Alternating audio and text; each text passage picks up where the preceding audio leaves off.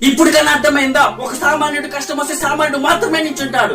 9 నెలల చిన్నారి పునర్విక బియ్యంఏ టైప్ 1 వ్యాధితో 3 నెలల నుంచి సఫర్ అవుతుంది. తనకున్న గడువు కేవలం 1.5 సంవత్సరం మాత్రమే. డాక్టర్లు చేతులు ఎత్తేశారు. అక్షరాల 16 కోట్లు. మధ్య తరగతి కుటుంబం. 3 నెలల నుంచి వందల స్టూడెంట్స్ మొత్తం రోడ్డు మీద డొనేషన్ పేరుతో బస్ స్టాండ్ లో, రైల్వే స్టేషన్ లో తిరుగుతుంటే ఇప్పటి వరకు ఎటువంటి రాజకీయ నాయకులు గాని, ఎటువంటి సినిమా ప్రముఖులు గాని ఎవ్వరు స్పందించట్లేదు. కారణం ఏమిటి? ఎగేసుకుని వెళ్తుంటారు కదా రాజకీయ నాయకుల దగ్గరికి, ఎగేసుకుని వెళ్తుంటారు కదా సినిమా వాళ్ళ దగ్గరికి.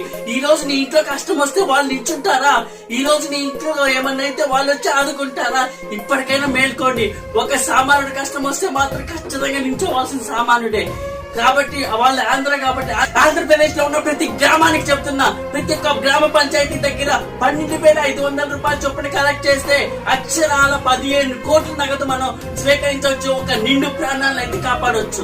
కాబట్టి మన సమస్యని, ప్రజల సమస్యని, ప్రజల్లో ఉన్న సామాన్య సమస్యని, మధ్య తరగతి కుటుంబ సమస్యని తీర్చలేని అటువంటి బాధ అయినా, ఇటువంటి మెడికల్ అయినా మనమే తీర్చుకున్నాం. కాబట్టి ప్రతి ఒక్కరు కలెక్ట్ చేసి నెల్లూరులో, కర్నూలులో ఉన్న ఆ పాపకైతే అందించాలని నేను కోరుకుంటున్నాను.